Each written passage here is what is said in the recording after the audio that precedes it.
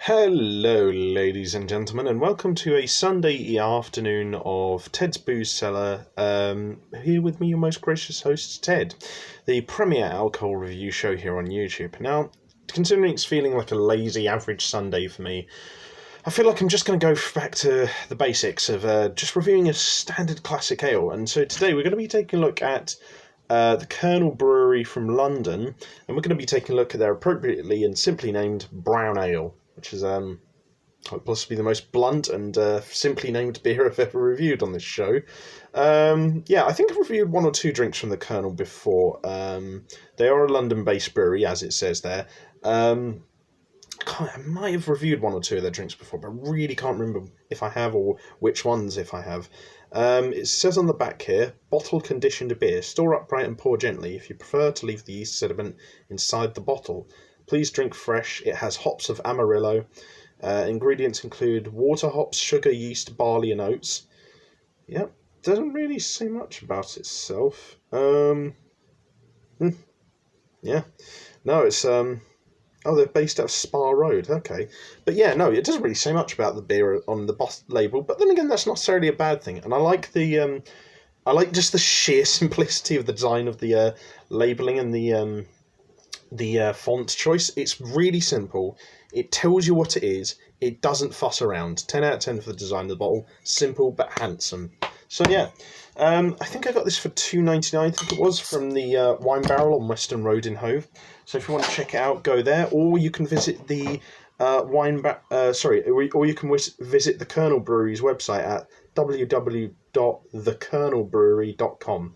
So yeah, give them a shot if you fancy checking out some of their other products as well, I guess. But let's give it a sniff and see what our first impressions are like.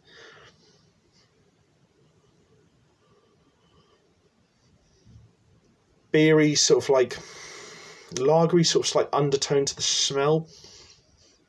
Slight sort of sweetness to it, and then this sort of very sort of like oaky sort of after smell. Yeah, smells good. Again, probably a 10 out of 10 for the smell. It's sort of like a bunch of smells that I would expect would generally work well together, and they're brewed together in a way that are very smooth.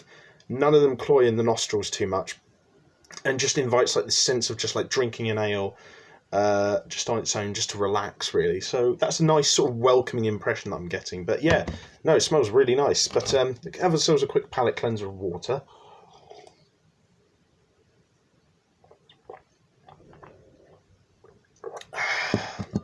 And then on to the most important part of the video, and arguably the weekend, to see what this sucker tastes like. So, bottoms up.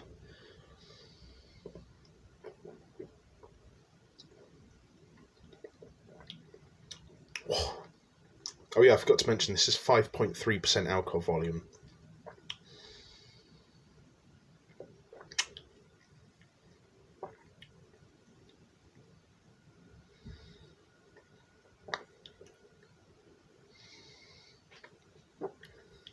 Okay, so the texture is kind of like that of like a brown ale, kind of cross halfway between a brown ale. It's got the smoothness you usually associate with like a stout, but like the actual texture, it feels more like a craft ale.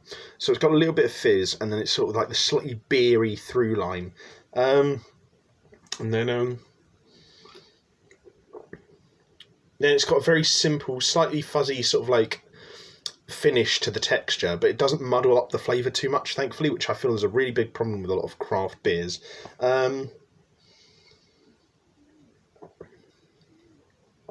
And the taste, it's kind of initial bit, it's kind of like this oaky sort of sweetness. It's like very simple oaky sweetness with a slight sort of cocoa-y bitterness, but it's like very understated, which it's kind of works in this case actually. And then it subsides a little bit in the middle, and then the oakiness sort of comes through again in the finish a bit, along with this sort of bitter hoppy kick at the end.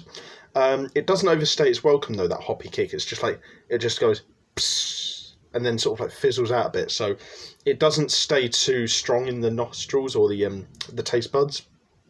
But yeah, everything here is really smoothly brewed.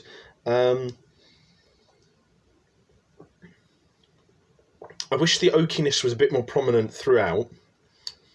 And I would still rather have the finish be either dry or wet rather than fuzzy in terms of the texture, because I do feel like that still sort of like clouds the flavour just a little bit.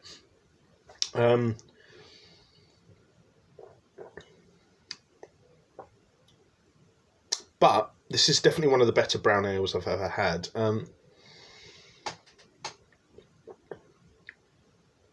Really, like, most of the criticisms I can think of are more like tweaks more than anything.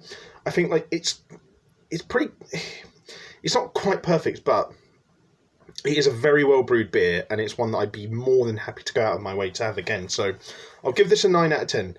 I do think there's some improvement to have, and it could possibly go down to like an 8.75. But I think, generally speaking, 8.75 to 9 out of 10 is still really good. So I'm really happy with this. Yeah, I'm really pleased with this. So yeah, if you guys like this video, leave a like, share, and subscribe.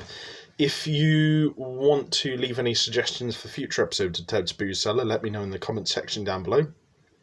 And if you want to check out anything else I do online, I'll leave the links to all that in the video description down below. But until next time, have fun, stay safe with whatever you're doing, don't do anything I wouldn't do, wash your hands, drink responsibly, know your limits, and I'll see you guys at the bar next time on Ted's Booze Cellar.